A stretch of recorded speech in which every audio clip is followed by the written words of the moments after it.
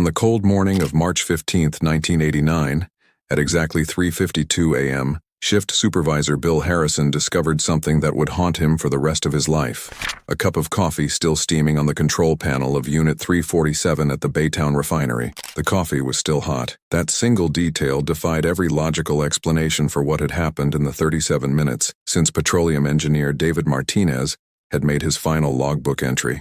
The stainless steel thermos sat precisely where David always placed it, wisps of vapor curling into the cool March air like ghosts refusing to dissipate. Beside it, his white hard hat rested in its designated safety position, and his glasses were folded with the methodical care that characterized everything David did. But David Martinez himself was gone, not missing in the conventional sense, not absent due to some explainable circumstance.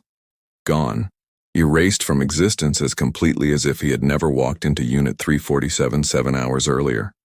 In one of the most secure industrial facilities in Texas, surrounded by electronic access logs that tracked every badge swipe, surveillance cameras that recorded every major corridor, and safety protocols designed to account for every worker's location at all times, a 32-year-old engineer had simply vanished.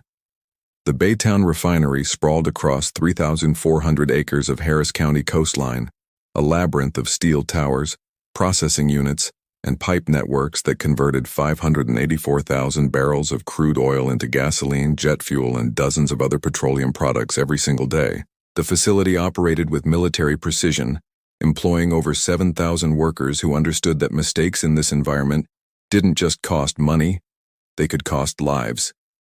Temperatures in some processing units exceeded 900 degrees Fahrenheit. Pressures in certain vessels could crush a human body instantly if containment failed. Every valve, every gauge, every safety system existed because someone, somewhere in the industry's brutal history, had died to teach that particular lesson. Security at facilities like Baytown wasn't just about preventing theft or sabotage. It was about ensuring that nobody wandered into areas where invisible toxic gases could kill within seconds, where explosive vapors waited for a single spark, where the difference between controlled chemical reactions and catastrophic disasters measured in fractions of a degree. Workers couldn't simply come and go as they pleased. Every movement through the facility required badge authentication. Every access point was logged. Every restricted area remained locked unless specific protocols were followed.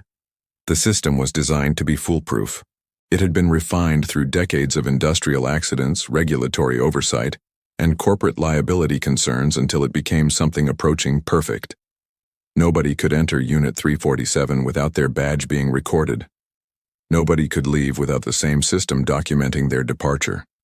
The electronic surveillance net was comprehensive, overlapping, redundant. And yet, David Martinez had disappeared anyway. Bill Harrison stood in the control room at 3:52 a.m., staring at the cooling coffee and trying to make sense of an impossibility. He'd known David for 8 years, had supervised him on dozens of night shifts, had trusted him to operate independently in one of the refinery's most critical processing areas. David didn't make mistakes. He didn't take shortcuts. He didn't violate protocols or ignore safety regulations. He was the engineer you wanted working the night shift precisely because he was so utterly reliable, so completely predictable, so thoroughly professional, that you never worried about what might happen when supervisory oversight was reduced. That reliability made his disappearance even more inexplicable. David didn't just wander off. He didn't leave his station without informing someone of his intentions. He maintained radio contact with obsessive consistency, responding to every check-in within seconds, volunteering status updates that weren't technically required, but that demonstrated his commitment to safe operations. For David Martinez to miss a radio check was unprecedented. For him to leave his coffee still steaming on the control panel, while his logbook showed no indication of emergency or unusual circumstances, was impossible. For him to vanish completely from a secured facility without triggering any of the multiple redundant systems designed to track personnel movements was... Harrison didn't have a word for what it was. As the first rays of dawn began illuminating the industrial landscape surrounding Unit 347, Harrison made the call that would transform this from a mysterious absence into a criminal investigation that would consume the next 35 years. He contacted plant security, reported that David Martinez was missing under circumstances that made no sense, and tried to explain why the coffee being warm mattered so much. Because if the coffee was still hot 37 minutes after David had poured it, that meant he'd left recently. Recently enough that he should still be findable somewhere within the facility. Recently enough that whatever had happened couldn't have taken him far. Recently enough that there should be traces, evidence, some indication of where he'd gone or what had caused him to abandon his post. But there was nothing. Just cooling coffee, abandoned safety equipment, and an empty control room where a man had been operating heavy industrial equipment minutes earlier. The computers showed normal readings throughout Unit 347. The catalyst regeneration process David had been monitoring continued its automated cycle, temperature curves following their programmed trajectories with mechanical indifference. Everything was functioning exactly as it should, except the human operator had vanished into thin air. How does a man disappear from a locked room? That question, whispered initially by confused coworkers and later by frustrated investigators, would echo through Harris County law enforcement for decades. But the answer, when it finally emerged through advances in forensic DNA analysis that didn't exist in 1989, would reveal something more disturbing than anyone had imagined. The perfect crime isn't committed by masterminds with elaborate plans. It's committed by people who understand the system so intimately that they can exploit its blind spots while appearing to do nothing unusual at all. This is the story of how David Martinez vanished on March 15, 1989, and how his killer hid in plain sight for 35 years, protected by the same security systems that were designed to keep workers safe. It's a story about institutional blind spots, insider threats, and the terrible patience of predators who know how to wait. But most of all, it's a story about a cup of coffee that refused to grow cold, and the questions it raised about trust, security, and the people we work beside every day without truly knowing it all. 22:45. Shift start. David Martinez kissed his wife Maria goodbye at 10:15 p.m. on March 14th, speaking their usual parting words in Spanish, "Te amo," before climbing into his Ford pickup for the drive to Baytown. It was a Tuesday, unremarkable in every way except for what would come later. The weather was cool but not uncomfortable, typical for March in the Houston area. David wore his standard work clothes, jeans, steel-toed boots, and a button-down shirt that he would change out of once he reached the facility and donned his flame-resistant coveralls. The drive took 23 minutes, most of it along Highway 225 through industrial corridors, where refineries and chemical plants created a permanent nighttime landscape of lights, steam, and the distinct petrochemical smell that residents learned to ignore. David had made this drive thousands of times over his 12-year career at Baytown. He knew every turn, every traffic light, every landmark. The familiarity was comforting, routine transformed into ritual through countless repetitions. Security procedures at the main gate had been enhanced recently following concerns about potential terrorist attacks on critical infrastructure. Guard Tommy Morrison checked David's identification badge with the same careful attention he applied to every vehicle entering the facility after dark. The inspection process took less than 2 minutes, but Morrison would later remember it clearly because David seemed completely normal, alert, professional, giving no indication whatsoever that this would be his final shift. "Evening, Mr. Martinez. How's Unit 347 running?" "Smooth as always, Tommy. Catalyst regeneration scheduled for 0200. Should be a quiet night. Stay safe out there.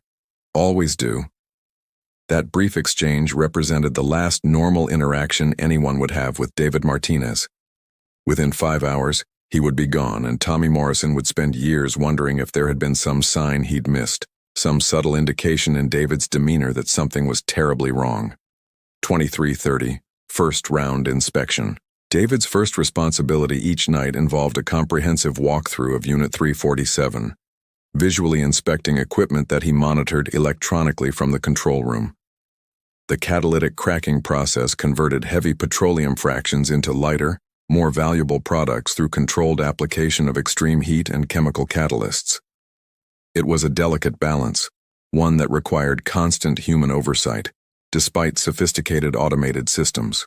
The unit occupied approximately 3 acres of vertical and horizontal space, a three-dimensional maze of pipes, vessels, and processing equipment, connected by elevated walkways and metal staircases. David knew every component intimately, could identify problems by sound or smell before instruments registered abnormal conditions. This expertise made him invaluable during emergencies, but it also created a sense of complacency about the dangers inherent in working alone in isolated areas. As David conducted his inspection tour, his footsteps rang on metal grating while machinery hummed and hissed around him, with the familiar sounds of industrial operation. Security cameras captured portions of his route, but coverage was far from comprehensive. The surveillance system had been designed to monitor facility perimeters and main transportation corridors, not to track individual workers within their assigned processing areas. Privacy concerns and union agreements limited how much observation employers could conduct of personnel performing their normal duties. This gap in surveillance created blind spots that would prove crucial later. Large portions of Unit 347's interior spaces remained unmonitored, areas where workers were expected to be supervised by their colleagues or to maintain radio contact with control rooms. The assumption was that employees would follow protocols, that professional behavior would prevent dangerous situations, that the buddy system and radio check-ins would ensure nobody worked in truly isolated conditions. But assumptions are not the same as guarantees, and on this particular night, someone was watching David's movements with an attention to detail that went far beyond casual interest. Midnight radio check at midnight. David checked in with shift supervisor Bill Harrison, his voice calm and professional, as he reported that all systems were operating within normal parameters. This radio communication followed protocols established to ensure regular contact between control room operators and field personnel, a safety measure that had evolved through decades of industrial accidents and near misses. Harrison, this is Martinez. Midnight status check on Unit 347. Go ahead, David. All systems nominal. Catalyst regeneration startup sequence initiated on schedule. Temperature curves looking good. Pressure holding steady at specification. No equipment abnormalities to report. Copy that. Next check at 0200. Understood. Martinez out. The exchange took less than 30 seconds, but it would be analyzed countless times in the coming years as investigators tried to determine whether David's voice had carried any hint of concern or stress. Audio forensics experts would eventually conclude that he sounded completely normal, displaying none of the vocal patterns associated with fear, deception, or distress. But normalcy itself could be deceptive. David was a professional who had been trained to remain calm during emergencies, to communicate clearly even under pressure. If something had been wrong, if he'd noticed someone following him, if he'd felt threatened, would he have broken protocol to report it during a routine radio check? Or would he have maintained his professional demeanor, planning to address the situation through proper channels rather than alarming his supervisor with vague concerns? 01:30. Beginning of tension. Somewhere between his midnight radio check and his next scheduled communication at 2:00 a.m., David began to feel that something was wrong. He couldn't identify what had triggered this sensation, couldn't point to specific evidence that justified the growing unease settling in his chest. But after 12 years of night shifts in industrial environments, he'd learned to trust his instincts about when situations felt normal and when they didn't. Small things, mostly. The sound of footsteps on metal stairs outside the control room when he thought he was alone in this section of the facility. Shadows moving past windows in ways that didn't match the predictable patterns of automated equipment. The feeling of being watched that raised goosebumps on his arms, despite the warm temperature maintained inside the control building.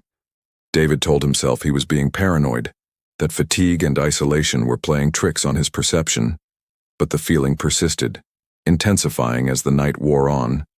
He found himself checking windows more frequently, listening for sounds that didn't belong, positioning himself so he could see the entrance to the control room while he worked. At 1:47 a.m., David made a decision that would later seem prophetic. He added a note to his logbook that wasn't required by any operational protocol. Unusual activity in peripheral areas. Recommend security sweep. The entry was vague, lacking specific details about what he'd observed or why it concerned him. But it documented that something had been bothering him, that his final hours weren't characterized by the routine normalcy that his radio communications suggested. Why didn't David report his concerns directly to Bill Harrison? Why document them in a logbook instead of calling for security assistance? These questions would torment investigators for years, generating theories about pride, about professional reluctance to alarm supervisors without concrete evidence, about the culture of toughness that characterized industrial work environments where complaints were often viewed as weakness. But perhaps the simplest explanation was that David didn't realize how much danger he was in. Perhaps he thought he was experiencing nothing more than ordinary nighttime jitters, the kind of baseless anxiety that everyone feels occasionally when working alone in large, empty buildings. Perhaps he planned to mention his concerns to security during his next break, treating it as a minor issue rather than an emergency requiring immediate response. Whatever his reasoning, David continued his shift, monitoring the catalyst regeneration process with his characteristic attention to detail while that persistent feeling of being watched grew stronger with each passing minute. 2 Second radio check. David's 2 a.m. radio check with Harrison followed the same professional format as earlier communications. Nothing in his voice suggested the unease he documented in his logbook. No indication that he felt threatened or concerned about unexplained activity in his work area. Harrison, this is Martinez. 0200 status check. Go ahead, David. Catalyst regeneration proceeding on schedule. Temperature profile optimal. All monitored parameters within specification. System performance exceeds expected efficiency metrics. Any issues requiring attention? Negative. Everything running smooth. Copy. Next check at 0400. Understood. Martinez out. That would be David's final radio communication. The next scheduled check-in at 4 a.m. would go unanswered, triggering the events that would transform a mysterious absence into one of the most perplexing missing person cases in Texas history. But for now, at 2 a.m., everything appeared normal. David was where he was supposed to be, doing what he was supposed to do, communicating through proper channels with appropriate professionalism. The security systems were functioning. The safety protocols were being followed. Nothing suggested that within 90 minutes a man would disappear so completely that investigators would spend decades trying to explain what had happened. 0315, last registration. David's final logbook entry, recorded at exactly 3:15 a.m., demonstrated the meticulous documentation that had characterized his entire career. Pressure test completed on backup compressor system. All parameters nominal. Catalyst regeneration entering final phase. Temperature curves optimal. System ready for normal operation resumption at 06:00. His handwriting showed no signs of stress or hurry. The technical language was precise, professional, exactly what would be expected from an engineer performing routine monitoring duties. But beneath the final line, David had added something that didn't fit the standard format. Unusual activity noted earlier. Recommend security review of peripheral areas during day shift. That addition would become one of the most analyzed pieces of evidence in the entire investigation. What exactly had David observed? Why didn't he specify what he meant by unusual activity? Why recommend review during day shift rather than requesting immediate security response? The vagueness of the notation suggested either that David didn't consider the matter urgent, or that he was deliberately being circumspect, perhaps worried that being more specific might sound paranoid or alarmist. After completing his logbook entry, David removed his safety glasses and placed them beside the open notebook with his characteristic precision. He positioned his thermos of coffee within easy reach, still 3/4 full, still hot enough to burn if consumed too quickly. Everything about the scene suggested a worker taking a brief break from monitoring duties, perhaps planning to conduct another inspection tour before his 4 a.m. radio check with Harrison. Security camera footage time-stamped at 3:17 a.m. captured David descending the metal stairs from the control room to the ground level of Unit 347. His posture was relaxed, his movements unhurried. He carried a flashlight in his right hand and kept his left hand on the metal railing as he navigated the stairs, standard safety practice for moving through industrial areas in low-light conditions. At the bottom of the stairs, David turned left, walking toward the catalyst regeneration unit that he'd been monitoring throughout his shift. The camera's field of view extended only another 15 feet past the bottom of the stairs, capturing perhaps 5 seconds of David's movement before he disappeared from frame. That 18-second video clip, from the moment David appeared at the top of the stairs until he walked out of camera range, would be analyzed thousands of times over the subsequent decades. Investigators would study his body language, looking for some indication that he sensed danger or anticipated what was about to happen. Behavioral analysts would examine his gait, his posture, the way he held his flashlight, searching for subtle clues that might reveal his state of mind. But David simply walked down the stairs and out of view, displaying nothing unusual whatsoever. If he knew he was walking toward his death, if he sensed the presence of the predator who had been watching him all night, if he had any premonition that these would be his final moments as a free man, he gave absolutely no indication of it. 03:17, 03:45, impossible, 28 minutes. What happened to David Martinez between 3:17 a.m. and 3:45 a.m. exists only in absence, in the negative space defined by what did not occur rather than what did.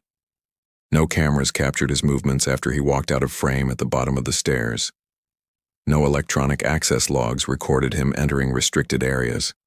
No witnesses came forward with accounts of seeing him in locations where he shouldn't have been. No emergency alarms indicated equipment malfunctions that might have required his attention. The automated systems in Unit 347 continued their programmed cycles without any indication of human interference or emergency conditions.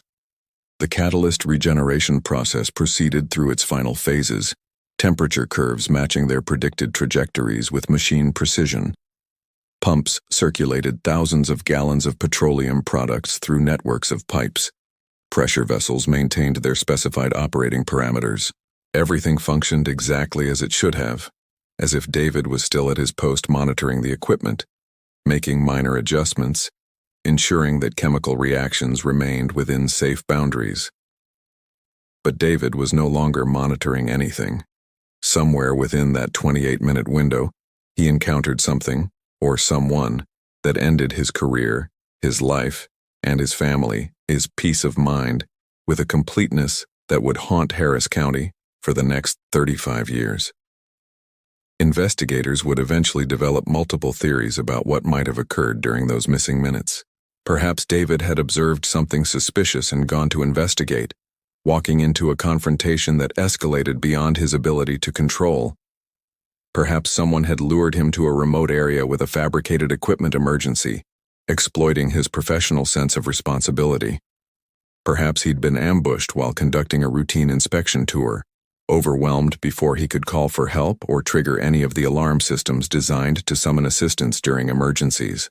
Each theory had its problems, its logical gaps, its elements that didn't quite align with the physical evidence or with what investigators knew about David's personality and training. But all theories shared one common element. Whoever took David understood the refinery's surveillance systems and security protocols intimately enough to exploit their blind spots. This wasn't a random crime committed by an outsider who happened to be in the wrong place. This was an inside job, executed by someone who had studied David's routines, identified his vulnerabilities, and planned carefully how to make him disappear without leaving traces that would immediately point toward a specific perpetrator. The sophistication of the crime suggested premeditation rather than spontaneous violence. But it also suggested something darker, that David had been targeted specifically, that his death wasn't a crime of opportunity, but rather the culmination of planning that had been occurring for weeks or months, while he remained completely oblivious to the danger he was in. 03:45, alarm time. When Bill Harrison attempted his scheduled 3:45 a.m. radio check and received no response, his first reaction was irritation rather than concern. Radio equipment in industrial environments failed regularly due to electromagnetic interference from the facility's massive electrical systems. Workers often needed to move to different locations to establish clear communications, creating brief periods when they were unreachable through standard channels. Martinez, this is Harrison. Status report on Unit 347. Static. Harrison waited 30 seconds, then tried again. David, confirm you're receiving. Unit 347 status check requested. More static, but this time with an underlying quality that suggested the radio was functioning properly. David simply wasn't responding. By 3:47 a.m., Harrison's irritation had transformed into genuine concern. David didn't miss radio checks. Not for bathroom breaks, not for equipment interference, not for any reason. It simply didn't happen in 12 years of professional conduct that had been remarkable for its consistency and reliability. At 3:48 a.m., Harrison left his supervisory desk and began walking toward Unit 347, his pace quickening with each step as a sick feeling grew in his stomach. The route took him through areas of the refinery that were quieter during night shifts, past processing units where reduced staffing meant that individual operators worked with greater autonomy and less immediate oversight. Other night shift workers confirmed later that they'd seen Harrison hurrying past, his expression conveying an urgency that hadn't been present earlier in the shift. The walk from Harrison's office to Unit 347 covered approximately 1/4 mile, most of it along elevated walkways that provided access between processing units, while keeping personnel separated from ground-level hazards. The journey took Harrison 6 minutes, during which his mind cycled through possible explanations for David's silence, each one less reassuring than the last. Equipment emergency that prevented David from reaching his radio. Medical crisis that had left him incapacitated. Accident in a restricted area where he'd gone to investigate an equipment problem.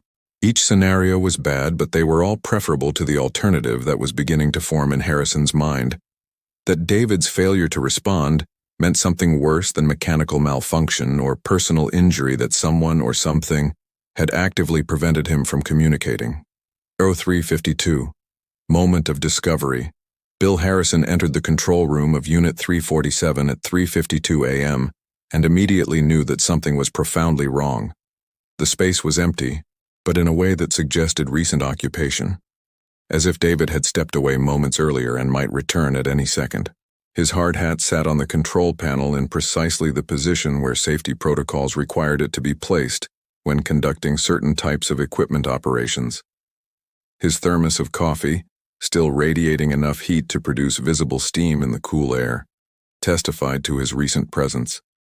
Most disturbing were the safety glasses, folded neatly beside the logbook that lay open to David's 3:15 a.m. entry. The systematic arrangement of equipment suggested someone who had followed protocols carefully, who had intended to return to his post after addressing some brief task that required removing certain pieces of safety gear. Everything about the scene conveyed normalcy, routine, the expectation of continuity. But David himself was nowhere to be found. Harrison's immediate search of areas adjacent to the control room revealed nothing. No signs of struggle, no evidence of medical emergency, no indication that David had left through any of the usual routes that would have brought him back past the security cameras or through access points that logged badge activity. The elevated walkways surrounding Unit 347 were deserted.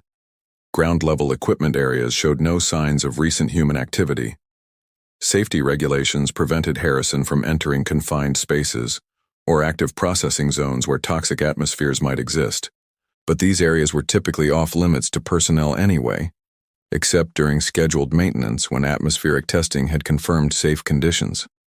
Nothing suggested that David would have violated protocols by entering restricted areas without proper authorization and safety precautions.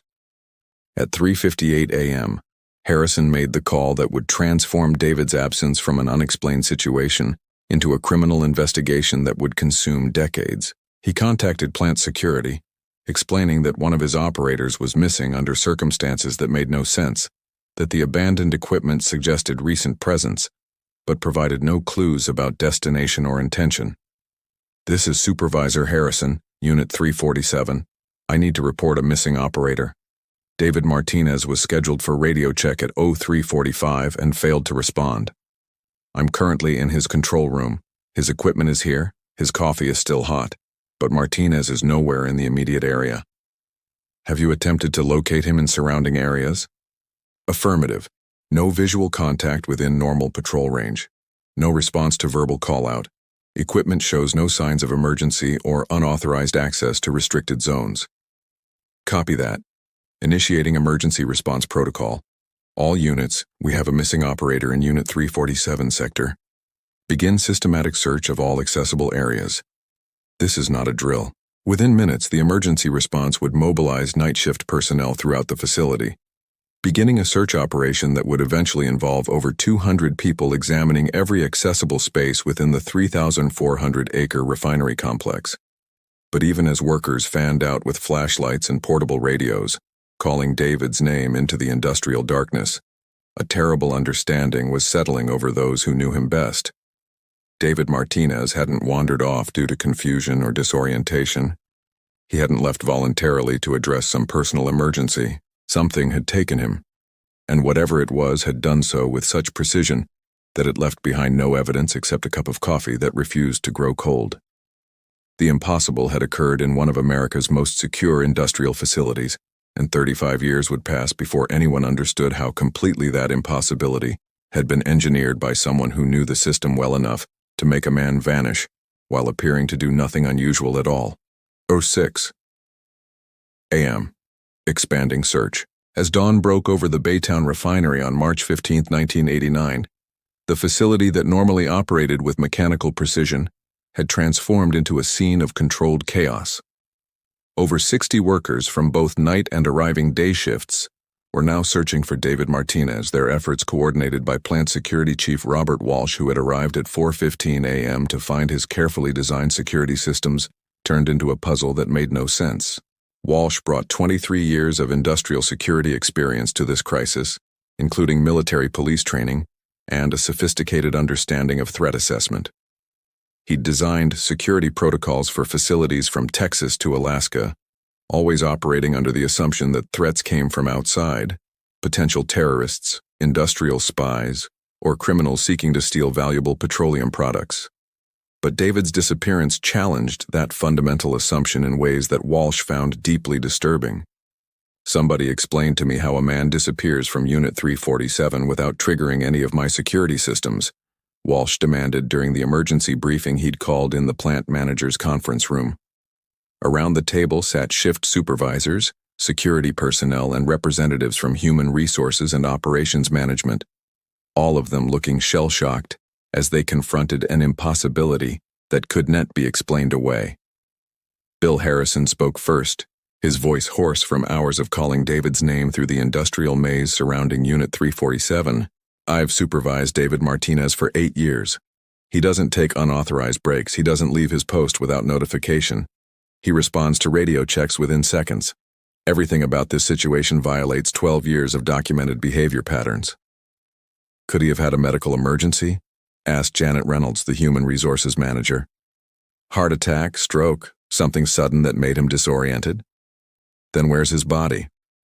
Walsh's response was blunt, cutting through the wishful thinking that perhaps this was just an accident rather than something darker. "We've searched every accessible area within half a mile of Unit 347. If Martinez collapsed somewhere within the facility, we'd have found him by now." "What about the security cameras?" someone asked. "Don't we have footage of his movements?" Walsh's expression tightened. "We have footage of Martinez descending the stairs from the control room at 1717. He walks out of frame heading toward the regeneration unit. After that, nothing. No cameras show him entering any other areas. No access logs show his badge being used at any entry points. It's like he walked 20 feet and ceased to exist." The implications of Walsh's statement hung in the air like toxic vapor. The security systems that were supposed to make the refinery secure had instead created blind spots where entire crimes could occur without documentation. The surveillance net that looked comprehensive on paper revealed itself to be full of holes when examined under the harsh light of actual emergency. Detective Ray Morrison arrived at the Baytown Refinery at noon on March 15th, 12 hours after David's disappearance, and 6 hours after his family had been notified that he was missing.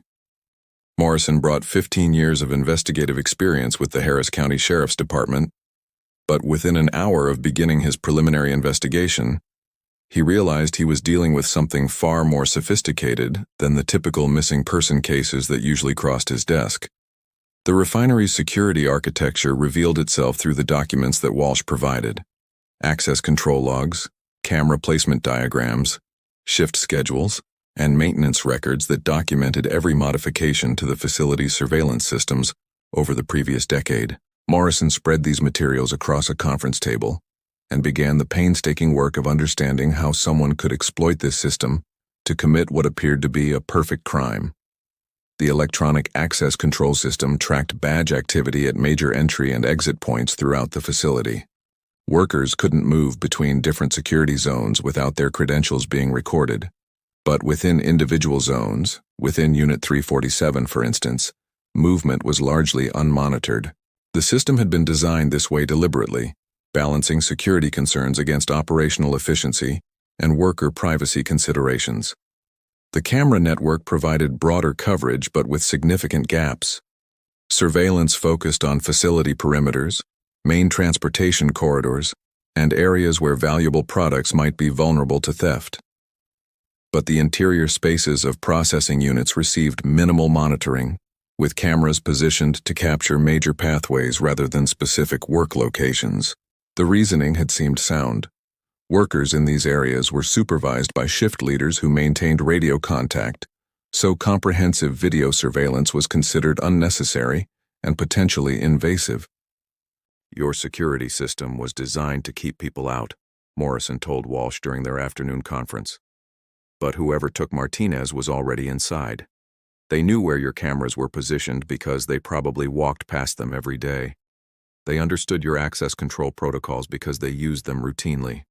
And they knew David Martinez's schedule well enough to intercept him during the window when he'd be most vulnerable." "You're saying one of my employees did this?" "I'm saying someone with intimate knowledge of this facility made your engineer disappear. Whether that's an employee, a contractor, or someone who used to work here and retained detailed information about security systems. That's what we need to determine." Threat from the inner ring. The interview process began that afternoon and would continue for weeks as Morrison and his expanding team of investigators questioned over 200 refinery employees about their knowledge of David Martinez, their activities on the night of March 14th, 15th, and their familiarity with Unit 347's layout and security protocols. A disturbing pattern emerged from these interviews. David Martinez was well-liked but not particularly close to anyone outside his immediate work group. He maintained professional relationships that were cordial but boundaried, rarely socializing with coworkers beyond mandatory company events. He didn't confide personal information, didn't gossip about workplace politics, didn't involve himself in the informal social networks that characterized most industrial employment. This professional distance, which had seemed like admirable dedication to maintaining appropriate workplace boundaries, now appeared as a vulnerability that had made David easier to target. He hadn't built the kind of close relationships that might have provided early warning if someone was paying too much attention to his routines. He hadn't participated in the casual socializing that might have revealed tensions or conflicts brewing beneath the surface of professional interactions. "Did Martinez have any conflicts with coworkers?" Morrison asked during his interview with maintenance supervisor Tom Brennan, a 15-year veteran of the refinery who worked closely with Unit 347's operations. "Not that I ever saw. David was professional with everyone, maybe too professional if that makes sense. He didn't really let people get close to him." "Was anyone particularly interested in his schedule or his movements?" Brennan thought for a moment before responding. "There was... Look, I don't want to throw anyone under the bus based on nothing but a feeling. But there was a guy who seemed to pay a lot of attention to David. Asked questions about when he was working, what his responsibilities were, that kind of thing. At the time I thought he was just curious, maybe thinking about transferring to operations. But now, give me the name." "Kellerman. Thomas Kellerman. He's a maintenance supervisor, works the same general area as Unit 347. But he requested a shift change right after David disappeared. Went from nights to days pretty much immediately." Morrison made a note to follow up on Kellerman, but the interview had already revealed something more significant. Multiple people had noticed attention being paid to David Martinez that had seemed innocuous at the time, but took on sinister implications in retrospect. The predator hadn't operated invisibly. He'd conducted surveillance in plain sight, hiding his intentions behind the facade of normal workplace curiosity. Maria Martinez sat across from Detective Morrison in an interview room at the Harris County Sheriff's Department on the evening of March 16th, 38 hours after her husband had vanished. She'd answered every question the detective had asked about David's mood, his recent activities, and his relationships with coworkers. Now it was her turn to ask questions, and Morrison could see in her eyes that she already knew the answers wouldn't be comforting. He didn't leave voluntarily, did he? Someone took him. Morrison had been a detective long enough to recognize when lying would be crueler than the truth. Yes, Mrs. Martinez. Based on everything we've learned so far, we believe David was targeted by someone who knew the facility, security systems well enough to make his disappearance appear impossible. Someone who works there. Very likely, yes. Maria's hands were folded in her lap with the kind of rigid control that suggested she was holding herself together through sheer force of will. David trusted his coworkers. He believed they were all professionals working toward the same safety goals. He never would have suspected that someone he worked with might. Her voice trailed off, unable to complete the sentence. Morrison waited, giving her time to process. "What do you need from me?" Maria finally asked. "What can I do to help you find who did this?" "Right now, we need you to think about anything David might have mentioned recently about feeling uncomfortable around specific coworkers or noticing someone paying unusual attention to his schedule. Any detail?" Maria, her voice quiet but firm, offered the critical lead. David mentioned Thomas Kellerman asking for a shift swap, not for a day, but for a week. He didn't like how much his coworkers intruded into private life. David said, "This is a refinery, not a gossip club." He was the only person David talked about. This statement caused Detective Morrison to firmly focus his suspect list on Kellerman. Search warrants were quickly obtained for Kellerman's house, car, and locker. Yet Thomas Kellerman was the most ordinary suspect police had ever encountered. Aged 42, quiet, meticulously tidy, a family man with not a single traffic violation. He had constructed a perfectly normal facade. The focal point of the investigation remained the 28-minute blind spot where David vanished, and the hot coffee detail. If the coffee was still hot at 03:52, the murder must have happened immediately after 03:17. Kellerman's motive.